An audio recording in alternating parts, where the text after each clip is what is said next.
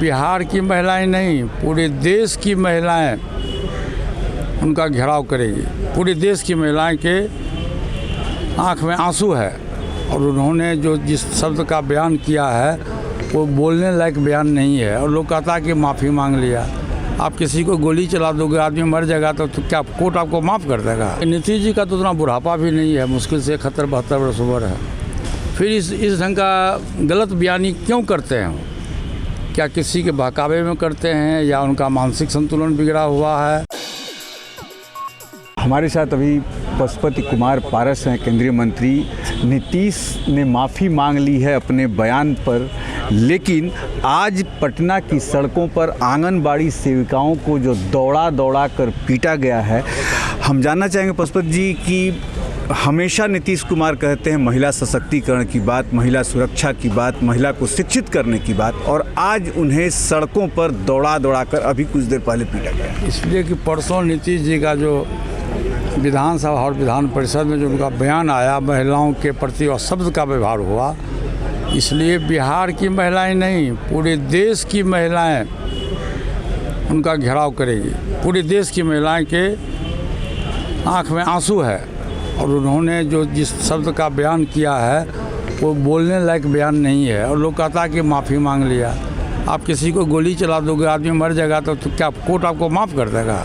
मुंह से जब बानी हमारे निकल रहा, क्या वापस हो जाएगा? नहीं।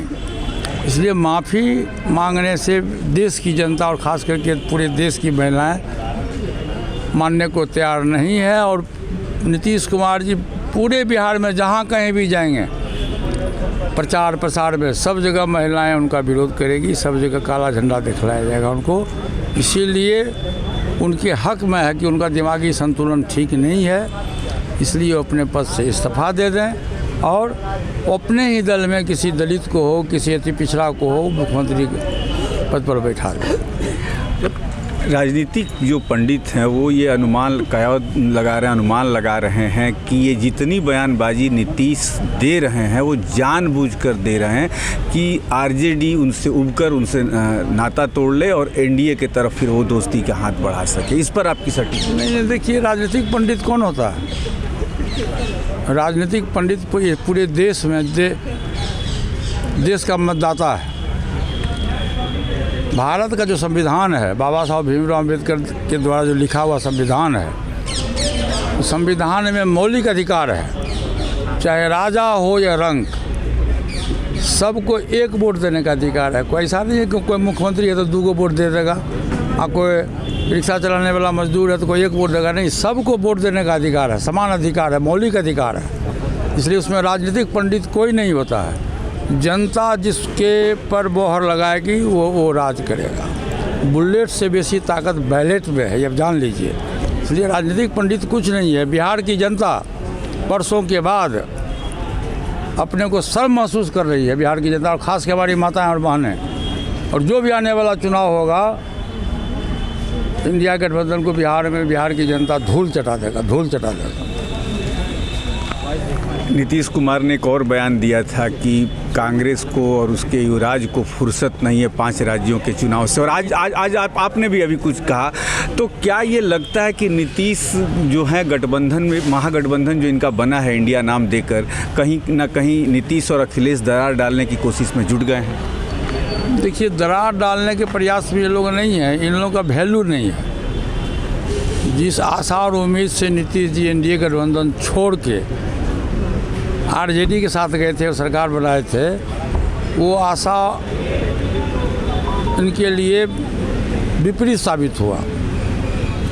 और ये प्रधानमंत्री का सपना देख रहे थे, इनको कन्वेनर तक भी नहीं बनाया गया। तो हमको तो ये लगता है कि ये एनडीए गठबंधन छोड़ के आरजेडी गठबंधन में गए, मुख्यमंत्री छोड़ के प्रधानमंत्री पद की दावेदारी कर रहे थे, और इनके गठबंधन के लोगों ने तरजीह नहीं दिया। कहीं शौक तो नहीं लग गया जिसके चलते इनका मानसिक संतुलन बिगड़ गया। एक ये भी हो सकता है, ये भी घटना हो सकती है। उसे बुढ़ापा देखकर तो रोता है। एक कहानी है कि बचपन खेल में कूदा और जवानी नींद में सोया और बुढ़ापा देख कर रोया। लेकिन नीतीश जी का तो उतना बुढ़ापा भी नहीं है, मुश्किल से 71-72 वर्ष उम्र है। फिर इस ढंग का गलत बयानी क्यों करते हैं? क्या किसी के बहकावे में करते हैं या उनका मानसिक संतुलन बिगड़ा हुआ है, इसकी भी जांच होनी चाहिए। नीतीश कुमार को अभी पूरा बुढ़ापा भी नहीं आया है, फिर इस तरीके की बयानबाजी वो कर रहे हैं, तो इसकी जांच निश्चित तौर पर होनी चाहिए। पशुपति कुमार पारस ने ये बातें कहीं। अब देखना है ये है कि क्या ये खबर चलने के बाद जदयू के प्रवक्ताओं की तरफ से क्या बयान आता है, उस पर भी नज़र रहेगी। आप बने रहिए हमारे साथ।